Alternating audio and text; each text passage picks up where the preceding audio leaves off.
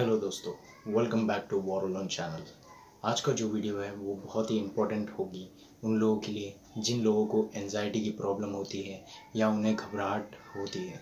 तो उसके साथ साथ कई लोगों को ब्रीथिंग की प्रॉब्लम भी होती है और उनको ऐसा लगता है कि उनका जो दम है वो घुट रहा है। उनकी जो एनवायरनमेंट है उसके अंदर ऑक्सीजन जो है वो ख़त्म हो गया है और उन लोगों को सांस खींच खींच के लेना पड़ता है। कई बार उनको ऐसा लगता है कि अगर उन्होंने सांस लेने के बारे में सोचा नहीं तो उन लोगों को सांस आएगी नहीं। ये प्रॉब्लम मुझे भी थी। जब मैं एंजाइटी से सफ़र कर रहा था, मेरे साथ कोई भी इंसिडेंट होता था तो मुझे घबराहट होती थी। इस चीज़ को थोड़ा अच्छे से समझो दोस्तों। जब आपको घबराहट होती है कि मेरी लाइफ अब डेंजर में है, सिर्फ वही मोमेंट के लिए आपको ये प्रॉब्लम होती है। कभी आप ये चीज़ नोटिस करना, तुम कुछ सोच नहीं रहे हो और बिल्कुल तुम रिलैक्स हो, तब क्या करना है, तुम्हें नोटिस करना है अपनी ब्रीथिंग पे कि आपकी ब्रीथिंग पैटर्न क्या है। तो वो चीज़ जब आप नोटिस करोगे तो तुम्हें पता चलेगा कि जो तुम्हारी ब्रीथिंग है वो तो नॉर्मल ही है, ठीक है। और जैसे ही तुम सांस पे ध्यान देते हो या कुछ इंसिडेंट होता है तुम्हारे साथ, तो जो तुम्हारी ब्रीथिंग पैटर्न है वो चेंज हो जाती है। आप लोगों को खींच खींच के सांस लेना पड़ता है। तो ऐसा लगता है कि शायद अब सांस आएगी नहीं, और सांस आएगी नहीं तो अब मैं मर जाऊंगा या मुझे कुछ हो जाएगा। जिस किसी को भी शॉर्टनेस ऑफ ब्रीथ की प्रॉब्लम होती है, उन्हें ऐसा लगता है कि शायद उनके लंग्स में कोई ना कोई प्रॉब्लम है। तो वो लोग उस चीज़ का टेस्ट भी कराते हैं। हालांकि मैंने भी अपना लंग्स का टेस्ट कराया था, तो वो सारी रिपोर्ट्स नॉर्मल आए थे। तो वैसे ही काफ़ी लोग जाकर अपना लंग्स का टेस्ट करा लेते हैं और जो लंग्स की जब रिपोर्ट आती है तो वो नॉर्मल ही रहती है। तो ऐसे में सारे टेस्ट जो है वो नॉर्मल ही आते हैं। तो होता क्या है कि जिन लोगों को भी ऐसी प्रॉब्लम होती है, वो लोग बस सोच सोच के अपने ब्रेन में ब्रीथिंग को लेकर एक पैटर्न बनाया होता है। और आज मैं आप लोगों को बताऊंगा कि अपने पैटर्न जो आपने बनाया हुआ है उसे आप कैसे ब्रेक करें।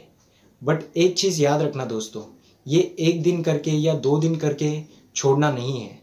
पैटर्न बनने को जितना टाइम लगा है, पैटर्न तोड़ने के लिए भी हमें उतना ही टाइम लगेगा। प्रॉपर ब्रीथिंग प्रैक्टिस ही आपकी पूरी मदद करेगी और आपको पूरी तरीके से ठीक कर सकती है।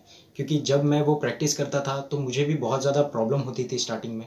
बट जैसे मैंने धीरे धीरे अपने रूटीन लाइफ में इस चीज़ को ऐड कर लिया, एक हैबिट बना लिया, तो जो मेरी सांस लेने की प्रॉब्लम थी वो 110% पूरी क्योर हो गई है, ठीक है। तो आप लोगों को भी वो चीज़ करना है और इस चीज़ में मैं आप लोगों की मदद करूँगा। जब भी आपको ब्रीथिंग की प्रॉब्लम होती है तो बस एक चीज़ बात का याद रखना, जब हम रिलैक्स रहते हैं तब सांस लेते हैं वो एकदम नॉर्मल रहती है।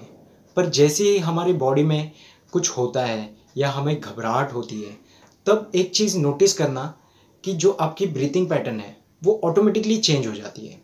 तो आपको खींच खींच के सांस लेना पड़ता है उस टाइम पे।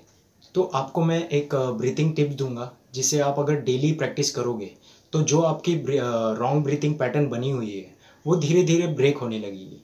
ये वर्क बस तभी करेगा दोस्तों जब आप इसे प्रॉपरली फॉलो करोगे।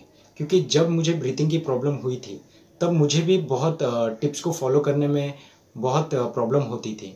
जैसे मैं कभी कभी भूल जाता था करना, और जब मुझे घबराहट होती थी तो मुझे वो टिप्स याद ही नहीं आता था और मैं बहुत ज़्यादा पैनिक हो जाता था। तो देखो, आपको जो एक्सरसाइज मैं बताने वाला हूँ उस एक्सरसाइज का नाम है 4-7-8। और अब इस एक्सरसाइज को करना कैसे है दोस्तों, वो मैं आपको बता देता हूँ। करना क्या है आपको, जब आप सांस लोगे, तो जब आप अंदर सांस लोगे तो आपको काउंट करना है 1 2 3 4। और आपको होल्ड करके रखना है, सांस जो है वो होल्ड करके रखना है 7 सेकेंड तक, ठीक है। जैसे ही होल्ड हो गया 7 सेकेंड तक, उसके बाद 8 काउंट तक आपको धीरे धीरे धीरे करके सांस छोड़ना है। तो आप लोगों को मैं बता देता हूँ कि आप लोगों को प्रैक्टिस कैसे करनी है, ठीक है। आप लोगों को सांस अंदर लेना है 4 सेकेंड तक।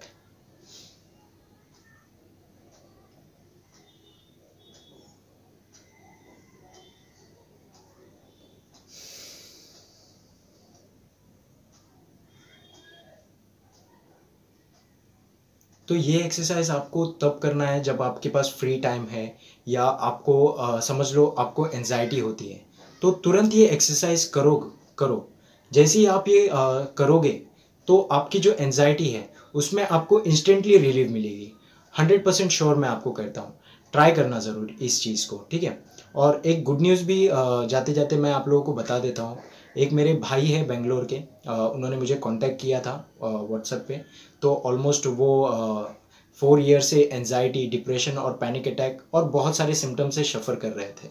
तो अब वो जो है वो 100% रिकवर हो चुके हैं। तो उनकी स्टोरी भी मैं जल्दी आप लोगों के साथ शेयर करने वाला हूँ। तब तक के लिए आप अपना ध्यान दीजिए, खुश रहिए और हो सके तो पॉजिटिव भी रहिए। Thank you so much and take care guys.